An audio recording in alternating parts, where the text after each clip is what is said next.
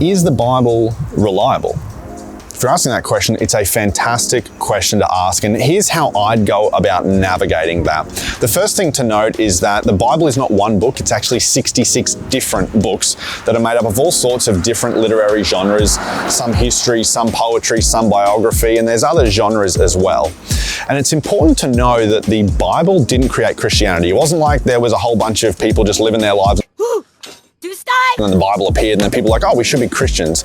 Actually, Christianity created the Bible. More specifically, an event. The resurrection of Jesus led to people documenting the life of Jesus and then people putting their faith and their trust in Jesus. So a more helpful question to ask, I think anyway, rather than is the Bible reliable, is did the resurrection of Jesus happen? Run the intro.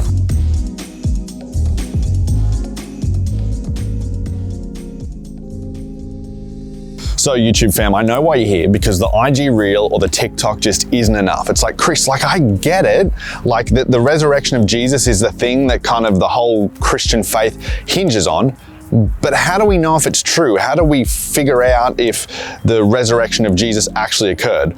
Well, we figure it out the same way that historians have always figured things out, by putting them through a series of tests that are applied to every ancient document. Here's some of them. One of the tests is early multiple independent sources. If you have a number of sources that are close to the time of the event that it occurred, then historians are more inclined to believe that it actually isn't made up. An example of this in the life of Jesus is the fact that we have 5 or 6 accounts of the empty tomb, which leads scholars to believe that the tomb was empty of Jesus at some point in history, because lots of people were talking about it close to when it happened. Another test would be dissimilarity. If you can demonstrate that something Jesus said or did isn't connected to the earliest Judaism, or the later Christianity, then it's more likely that those words or those actions were actually connected to the historical Jesus.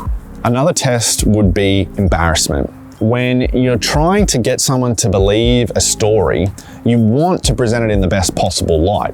So if elements of the story that are included are embarrassing, historians are more likely to believe that it actually happened. Here's an example from the life of Jesus.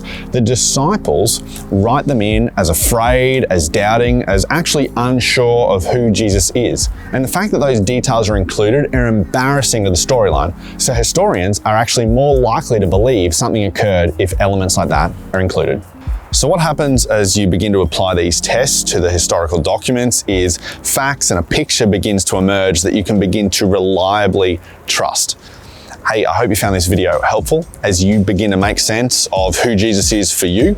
And if you've got questions that kind of come up, pop them in the comments below and we'd love to address them in a future video. Pop them in the comments below. Okay.